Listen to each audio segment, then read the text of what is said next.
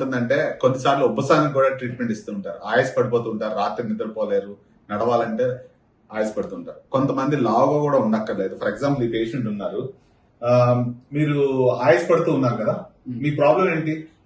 టేబుల్లో తగ్గు వచ్చింది సార్, కంటిన్యూస్ తగ్గు వచ్చింది.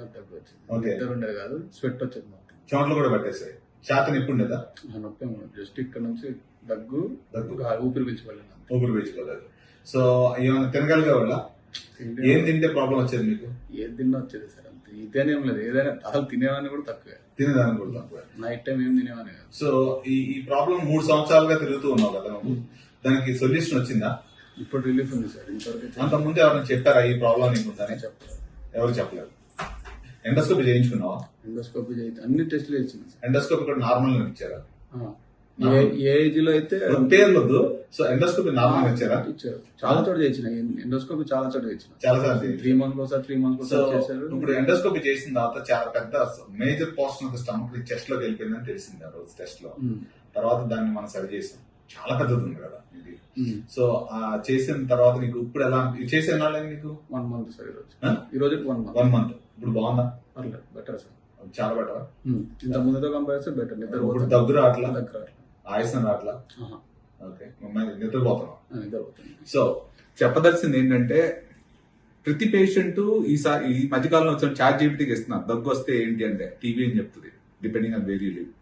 అది కాదు మనకు కావాల్సింది. రైట్ డయాగ్నోసిస్ ఈ యొక్క ఆర్టిఫిషియల్ ఇంటెలిజెన్స్ ఏది చేంజ్ చేయలేము. అలాంటిది ఒక మెడికల్ సిస్టమే మనము ఈ పర్టికులర్ గ్యాస్ ప్రాబ్లమ్ నే 3 సంవత్సరాలుగా అతనికి డయాగ్నోస్ చేయలేకపోగా దగ్గు వస్తుంది, దగ్గుకు ట్రీట్మెంట్ ఇవ్వడము, ఎండోస్కోపీని ఎన్నోసార్లు చేయించుకోవడం జరిగింది. అలాంటిది తనకి ఏమైందంటే ఈ స్టమక్ చేతలోకి సహా వెళ్ళిపోయింది అనమాట. దాంతో ఇక్కడికి వచ్చేసి ఈ లంగ్స్ లోకి పట్టడం వల్ల కాఫ్ వచ్చేది. సో ఫండోప్లైకేషన్ అనే పద్ధతిలో ఇతనికి దాన్ని సరిచేయడం అయింది. అతను సొంత వాక్యాల్లో హౌ హీ ఫీల్స్ 1 month తర్వాత నార్మల్ గాను ఈ దగ్గు లేదు, ఆ ఉపశమనం స్ప్రేలు లేవు. సో అతనికి జరిగిన ప్రొసీజర్ కి అసలు ఎంత చిన్నగా ఉంటాయంటే ఘాట్లు మనకు తెలియదు కూడా తెలియదు. ఒకసారి నువ్వు చూపిస్తావా? స్టమక్ చూపిస్తా. నువ్వు ముందు ప్రొసీజర్ ముందు భయపడ్డావా? So if you see those are, you can hardly see any of those things. ఇంత చిన్నగా 3 ఘాట్లతోటి. ఓకే, అంత కొద్దిగా అర్థమైందా? నేను చెప్పేది ఏంటంటే, అంత చిన్న ఇన్సిషన్ తోటి మొత్తం లోపల ఉన్న పొట్టని సరి చేయడం జరిగింది.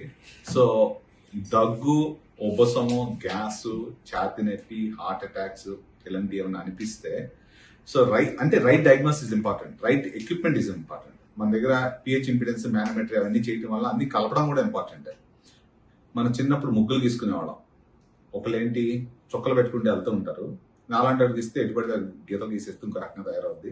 అదే నీలాంటి వాళ్ళు గీస్తే మంచి ముగ్గు తయారవుద్ది. సో చుక్కలను కలిపే దాంట్లో ఉంటుంది అసలైన అందం.